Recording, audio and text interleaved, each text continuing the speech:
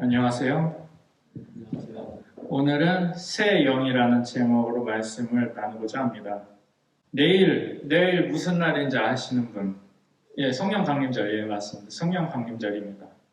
간단하게 얘기하면 성령님께서 마가의 다락방에 모인 120명의 사람들, 제자들에게 강림하신 사건을 얘기하는 것이죠. 어떻게 보면 성령 강림 주일도 성탄절이나 부활절처럼 중요한 절기라고 볼 수 있습니다. 그런데 왜 이것이 중요한 절기일까요? 페이즈라는 말 들어보셨어요? 페이즈? 위상, 단계 이런 식으로 번역하기도 하더라고요. 요즘에는 영화가 이게 안 나와서 개봉하려고 했던 것도 코로나 때문에 밀리고 해서 그런데 마블 영화들도 이런 페이즈가 갈립니다. 자, 예를 들면 이런 거예요. 자, 첫 번째 마블 그 시네마틱 유니버스가 이제 딱 시작됐을 때 아이언맨이 딱 나왔죠. 헐크랑 이거 나왔죠. 기본적인 히어로가 나오다가 어벤져스 영화가 딱 나왔죠. 어벤져스 1편이 나오면서 이게 뭔가 뭉쳐지는 듯한 느낌을 받았어요. 뭉쳐진 다음에 두 번째 페이지로 이제 넘어갑니다. 여러 히어로들이 연결되면서 두 번째 페이지로 넘어가면 외계에 생명체가 있다. 위험하다. 이걸 어떻게 할 것인가. 이러한 존재에 대한 인식을 갖게 되고 세 번째로 넘어가면 닥터 스트레인지가 나오면서 다중 우주 이론, 멀티버스 이런 것들이 나옵니다. 단계가 넘어간다는 거예요. 페이지가 넘어간다는 게. 어떻게 보면 이 교회에서 지키는 절기, 이 절기라는 것도 성탄절, 부활절 이런 것들은 페이지가 전환되는 기점이 되기 때문에 굉장히 중요합니다. 심지어는 우리가 예수님의 탄생을 중심으로 해서 기원 전하고 후가 갈리죠. 이런 것도 그렇고요. 예수님이 탄생한 것으로 인해서 하나님이 육신을 입고 이 땅에 오신 것으로 인해서 사람들은 그 이전보다 하나님을 더욱더 가까이 만날 수 있게 되었습니다. 예수님이 곧 하나님이셨기 때문에 그렇습니다. 예수님의 죽음과 고난을 사순절이라고 해서 40일간 이렇게 묵상하고 생각하는 것, 또 예수님께서 십자가에 달려서 돌아가신 날을 성금요일이다 해서 지키는 것도 예수님의 죽음이 그만큼 중요한 하나님의 사랑을 이루는 데 중요한 순간이었기 때문에 그렇게 하는 것입니다. 예수님의 부활을 기념하는 부활절, 사탄의 계획을 무너뜨리시고 죽음에서 예수님께서 살아나셨기 때문에 우리가 부활하신 예수님을 찬양하고 예수님을 기억하는 성찬을 나누고 예수님의 이름으로 세례를 베푸는 것입니다. 예수님의 부활로 말미암아서 이제 예수님을 믿는 사람들은 정죄, 그러니까 죄가 있다고 판단받는 것을 하지 않게 되었죠. 정죄 받지 않게 된 것입니다. 여기서 이 상태에서 지금 한 단계 더 넘어가는 이 페이지가 넘어가는 그 기점이 성령 강림절인 것입니다. 성령께서 임하신 것으로 인해서 사람들은 이제 예수님께서 하시던 일들을 해나갈 수 있게 되었습니다. 성령님으로 인해서 하나님을 그 이전보다 더욱더 깊고 가깝게 그렇게 만날 수 있게 되었습니다. 그렇게 하나님 알게 된 사람들, 그 사람들은 예수님의 이름으로 말미암아서 병자를 고치기도 하고 예수님이 정말 구원자시다. 예수님은 하나님의 아들이고 우리를 구원한 구원자이시다는 사실을 증언하는 그런 사람들이 되었죠. 그리고 무엇보다도 교회는 성령님이 오신 것으로 말미암아 생겨난 것입니다. 그러면 오늘 우리 성경 읽은 말씀으로 돌아가서 하나님께서 왜 새 영이신 성령님을 보내셨는지 알아보겠습니다. 에스겔은 애초에 북이스라엘 멸망한 상태고요. 남유다는 멸망 직전이고 이미 포로가 한번 바벨론으로 끌려갔어요. 1차로 포로가 끌려간 상태 때 에스겔은 끌려갔습니다. 그리고 그 바벨론에서 예언자로 부름을 받게 됩니다. 성경에서 이스라엘이 멸망한 이유를 그들이 하나님의 말씀에 불순종했기 때문에 그것 때문에 멸망하였다라고 성경은 이야기합니다. 그들의 이런 에스겔은 그런데 이런 불순종, 타락 이러한 것들 중심에 예루살렘 성전하고 나라를 지도하고 이끄는 국가 지도자들 이러한 사람들이 그 타락의 중심에 있다. 그렇게 이야기합니다. 그들의 타락으로 온 나라가 멸망하게 되었으니까 이런 종교와 국가의 지도자들이 미치는 영향이 크다 하는 걸 보여주고자 하는 것이죠. 하지만 그럼에도 불구하고 에스겔서에서도 이사야나 다른 예언서들과 마찬가지로 이스라엘이 이렇게 멸망하였지만 하나님께서는 다시 회복시키실 것이다. 이것을 예언합니다. 오늘 본문도 결국 이런 회복을 예언하는 부분이죠. 그런데 그 회복의 이유가 오늘 본문에서는 좀 독특합니다. 요즘에 이 코로나19 때문에 뉴스를 보게 되면 벌써 조금 지나갔긴 하는데 외교부 장관이신 그 강경화 장관님이 있죠. 외국 매체에서 인터뷰를 한다든지 그러한 영상이 나오는 모습을 볼 수가 있습니다. BBC나 이런 데서 영어로 이렇게 얘기하시죠. 우리나라를 이렇게 하고 있고 뭐 이런 얘기하시는데 유튜브에 그런 영상이 이제 올라오면 댓글에 외국 사람들이 이제 댓글 다는데 이분이 우리나라 총리하면 좋겠다 이런 댓글을 달기도 한다고 해요. 강경화 장관은 그러한 것들을 통해서 우리 한국을 대변하는 것이죠. 그런데 이스라엘의 경우에는 그렇지 못했다는 것입니다. 에스겔 8장에서 11장 말씀을 쭉 보게 되면 애초에 이스라엘 백성들이 하나님을 의지하기보다는 이방 나라의 신들을 더 크게 인정하고 있었던 것을 확인할 수가 있습니다. 예루살렘 성전 북쪽 문에는 질투를 불러일으키는 우상, 가나안의 신 아스다롯이 서 있었습니다.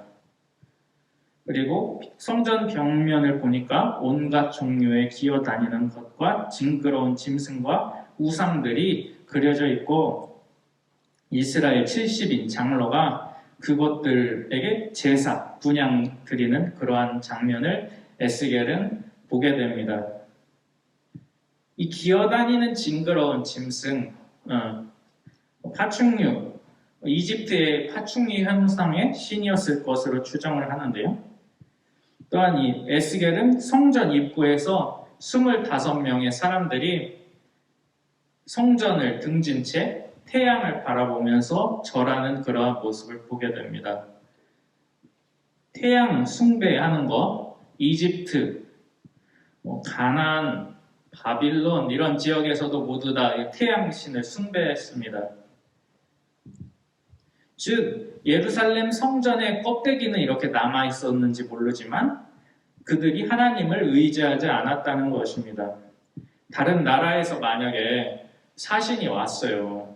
얘기하다 사신이 와서 예루살렘 성전 너희들 그렇게 섬기는 성전 궁금하다 와봤는데 우리나라 믿는 신이 저기 서 있네. 그러면 이 하나님의 이름 이 예루살렘 성전은 야훼 하나님을 섬기는 성전인데 다른 신들이 거기를 자리를 차지하고 있다는 것은 하나님의 이름이 지금 더럽혀진 겁니다. 하나님께서는 이런 이스라엘을 떠나십니다. 하지만 하나님께서 회복하시겠다라고 이렇게 예언자를 통해서 말씀을 해주시는 것은 다름 아닌 거룩한 하나님의 이름을 거룩하게 하기 위해서 자기 자신의 이름을 거룩하게 하기 위함이다 하고 23절에서 말씀하고 계십니다. 하나님의 이름이 거룩히 여김을 받기 위한 그러한 방법은 예루살렘 성전에서 제대로 하나님께 예배를 드리면 되겠죠. 우상을 없애고 하나님께 영과 진리로 예배를 드리면 되겠죠. 이스라엘 민족이 다시금 거룩한 민족이 되는 것입니다. 24절 말씀, 오늘 24절 말씀 보면 내가 너희를 이방 민족들 가운데서 데리고 나오며 그 여러 나라에서 너희를 모아다가 너희의 나라로 데리고 들어가겠다. 이렇게 말씀하십니다. 즉 이스라엘 백성들이 귀환한다는 것입니다. 포로로 그렇게 잡혀간 나라에서 다시금 돌아오게 된다라는 것입니다. 하나님을 섬기는 나라가 완전히 멸망했지만 다시금 그 나라를 세우실 것이라고 말씀하시는 것이죠. 그리고 그렇게 모인 사람들에게 하나님께서 맑은 물을 뿌리신다고 합니다. 맑은 물을 뿌려서 모든 더러운 것과 우상 숭배로부터 깨끗하게 씻을 것이다 말씀하십니다. 자, 여기서 더러운 것은 하나님의 뜻에 반하는 모든 것들이겠죠. 당시 선지자들에 의해 비판당하던 부분들, 가난한 사람, 약자들 돌보지 않은 것, 법을 제대로 이행하지 않고 강한 사람들에 더 유리하게 그렇게 법을 집행한 것, 그런 것들이 되겠죠. 우상 숭배도 마찬가지고요. 이런 것들로부터 이스라엘 민족을 씻기실 것이다 말씀하십니다. 그리고 새 영을 주실 것이라고 말씀하셨습니다. 여기서 새 영은 하나님의 영인 성령을 의미합니다. 그렇다면 옛 영도 있을까요? 새 영이 있으니까 영이 사람을 움직인다라고 한다면 여기서 옛 영은 이스라엘 사람들을 이전에 움직이던 영이 되겠죠? 더 우리 나라가 크고 강한 나라가 되는 것, 더 많은 것을 가지고자 어떠한 작은 사람들의 것도 빼앗고 하는 그러한 마음, 욕심, 이러한 것들이 되겠습니다. 새 영은 그런데 이런 마음 자체를 바꾼다라고 말합니다. 마음을 바꾼다는 게 말이 이게 쉽지 않습니다. 물론 어린이 때나 청소년기 때는 잘 교육하고 그렇게 좋은 영향들을 받으면 마음이나 성격이 바뀌는 경우들도 종종 있죠. 하지만 이미 저희 나이 때쯤 되면 어느 정도 형성이 많이 된 상태라서 굳은 마음이 되기 쉽습니다. 특히 나이가 들면 들수록 조금 더 그렇게 그렇게 고착화된다고 할까요? 굳어진다고 할까요? 그런 생각이 들 때도 있습니다. 이렇게 마음이 굳어져 버리면 새로운 것을 받아들이기 쉽지 않습니다. 부정적인 방향으로 생각하면 더 독선적으로 변하고 다른 의견에 잘 공감하지 못하고 자신만이 옳다는 모습으로 그렇게 가게 됩니다. 이러한 모습들을 우리가 볼 수 있는 대표적인 예가 있다면 예수님 시대 때 바리새파 사람들 볼 수 있습니다. 바리새파 종교 지도자들이죠. 쉬운 예로 수년간 안진뱅이로 살던 사람이 있었어요. 그날 안식일이었고 예수님이 가서 치유해줬어요. 병을 치료해줬어요. 그 사람이 병이 나았어요. 병이 나았는데 이 종교 지도자가 와가지고 오늘 안식일인데 왜 병을 고쳤냐 그런 얘기를 해요. 시비를 걸어요. 이 사람은 지금 거의 태어났을 때부터 이 다리가 문제가 생겨갖고 일어나지 못했었던 사람인데 지금 일어났단 말이에요. 얼마나 기쁘겠어요? 예수님도 기뻐하시고 모여있는 사람들도 정말 잘됐다 그렇게 생각해 봤는데 이 바리새파 사람은 오늘 안식일인데 왜 이러고 있냐, 왜 이런 율법을 어기는 범죄를 저질렀냐 이렇게 태클을 건 거죠. 이러한 것들입니다. 이런 돌 같은 마음, 굳은 마음으로는 율법을 제대로 지킬 수가 없는 것입니다. 다른 말로 얘기하면 하나님 말씀대로 제대로 살 수가 없습니다. 하지만 살갗과 같이 부드러운 마음은 새로운 것을 받아들입니다. 성경을 보면 이 새로운 것이 실은 이전에 없던 완전히 새로운 것이라기보다는 신선한 것 정도로 이해를 하면 좋겠습니다. 신선한 것. 율법 자체는 모세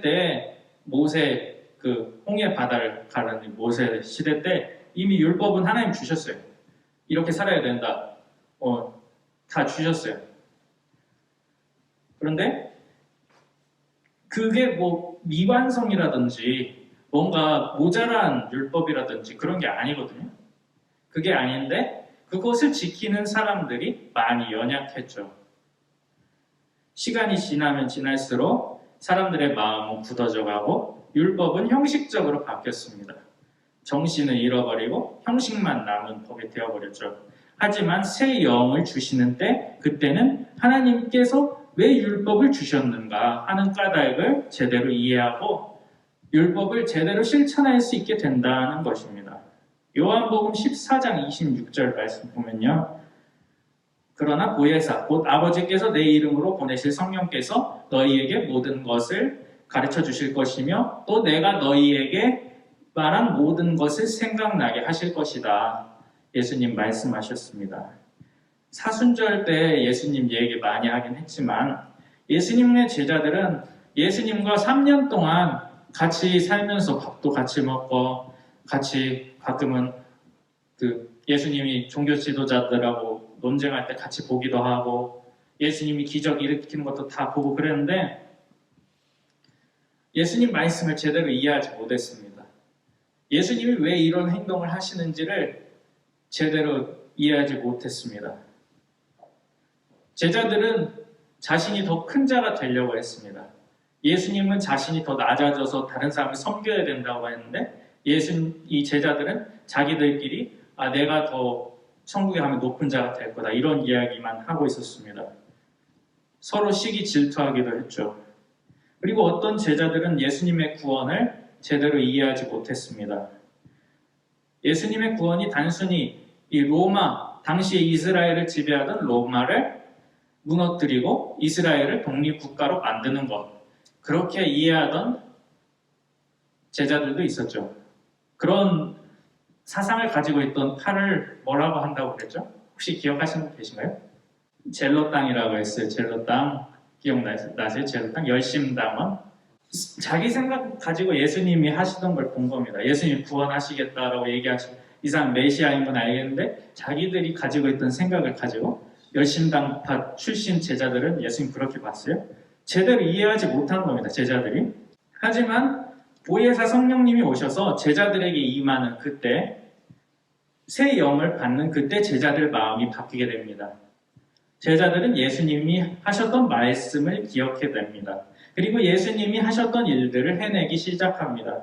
하나님께서는 예수님 믿는 사람들에게 새 영을 부어주셨습니다. 그런데 이것은 하나님의 사랑의 표현이라는 마음이 저는 들었습니다. 말씀 준비하면서 하나님께서는 약속하셨습니다. 신명기 6장 2절 말씀에 당신들이 주 당신들의 하나님을 경외하며 내가 당신들에게 명한 모든 주님의 규례와 법도를 잘 지키면 당신들과 당신 자손이 오래오래 잘 살 것입니다. 이렇게 이야기했습니다. 모세가 이스라엘 백성들에게 마지막으로 이야기하는 그 시점에서 나온 신명기 말씀입니다. 규례와 법도를 잘 지키면 오래오래 잘 살게 된다는 것입니다. 사람들은 스스로 자신의 의지로 하나님 율법을 잘 이해하지도 못했고 그것을 제대로 지키지도 못했습니다. 하지만 하나님께서 사람들로 하여금 이 율법을 제대로 지킬 수 있게 하기 위해서 이것을 지킬 수 있게 하기 위해서 성령님을 보내주시는 겁니다. 그렇게 해서 성령으로 충만해지는 사람은 이제는 하나님의 자녀가 되고 하나님은 우리 아버지가 되십니다. 이것은 하나님이 우리를 사랑하신다는 것을 나타내는 것입니다. 코로나19 바이러스 이것으로 인해서 거리두기 하는 기간이 생각보다 엄청 길어지고 있죠. 이럴 것 같기는 했지만 이러지 않았으면 하는 마음이 있었는데 계속 이게 길어지고 있습니다. 그래서 사람들이 많이 지쳐가는 것들을 봅니다. 내가 지쳤다고 해서 생활 수칙을 조금 소홀히 하는 분들도 조금 보이는 것 같기도 해요. 거리두기 이렇게 해야 된다고 얘기는 하는데 조금씩 소홀해지는 그런 부분도 문제이긴 하지만 또 어떤 경우에는 확진된 분을 너무 막 나무라거나 잘못 막 죄인처럼 그렇게 하는 그러한 모습들도 보이더라고요. 인터넷에 보니까. 무조건 탓하는 것도 문제가 되겠죠. 하지만 이럴 때일수록 우리가 하나님께 기도하고 사모해야 할 것, 특별히 이 성령 강림절을 맞이하는 우리는 하나님께 성령 충만함을 간구해야 하겠습니다. 성령 충만함이 하나님의 마음을 우리가 더 깊이 알고 하나님의 율법대로 계속해서 사랑하는 것을 멈추지 않을 수 있도록 계속 사랑할 수 있도록 성령으로 충만해져야 하겠습니다. 예수님의 사랑은 십자가와 죽음도 이기셨습니다. 우리들이 하나님을 사랑하고 이웃을 사랑하고자 하는 마음을 놓지 않을 때 우리의 삶은 하나님 약속처럼 의로운 인생, 좋은 그러한 잘 사는 인생들이 될 줄로 믿습니다. 기도하겠습니다. 고마우신 아버지 하나님, 오늘 새 영이란 제목으로 말씀 전했습니다. 성령 강림절, 하나님께서 우리에게 성령님을 보내주셔서 하나님을 더 깊이 알게 하시고 예수님 하신 대로 그렇게 행동할 수 있도록 인도하여 주시니 감사합니다. 아버지의 그 성령을 보내주심이 우리를 향하신 사랑, 우리를 구원하시기 위한 그 방법임을 다시금 기억합니다. 하나님, 우리를 성령으로 충만케 하여 주옵소서. 우리가 성령으로 충만하여져서 진정으로 하나님의 마음을 더 깊이 알 수 있게 되기를 원합니다. 참으로 예수님이 구원자시라고, 예수님이 그리스도라고 진정으로 고백할 수 있는 사람들이 되기를 원합니다. 주님께서 그것을 가능케 하여 주실 줄을 믿습니다. 그렇게 성령 충만한 사람으로서 하나님을 사랑하고 이웃들을 사랑하며 살아갈 수 있는 청년부 될 수 있도록 인도하여 주옵소서. 감사드리며 예수 그리스도의 이름으로 기도드립니다.